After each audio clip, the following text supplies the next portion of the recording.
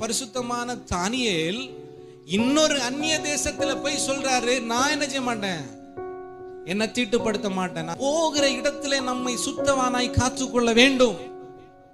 மற்றவங்க பார்த்து சர்டிபிகேட் கொடுக்கணும் பாருங்க.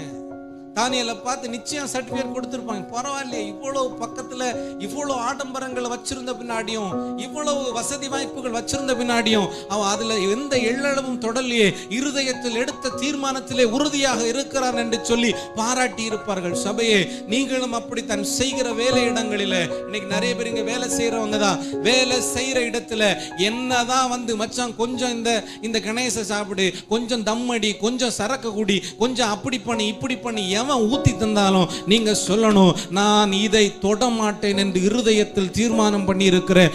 சபையே, நீங்க சில தேவையில்லாத இடத்துல இருந்து நீங்க வெளியே வருவீங்கன்னா நிச்சயம் சொல்றேன், சில நன்மைகள் உங்களுக்கு நேராக கடந்து வரும். தீர்மானங்களில் தான் வெற்றி இருக்கிறது. யாருகிட்ட போய் நான் இயேசுவை காண்பிப்பேன்? வேலை இடத்துல தான் காமிக்கணும். இங்க எடுக்கிறீங்க, இங்க நீங்க இயேசுவை என்கிட்ட காமிச்சு ஒரு பிரயோஜனம் இல்லையே.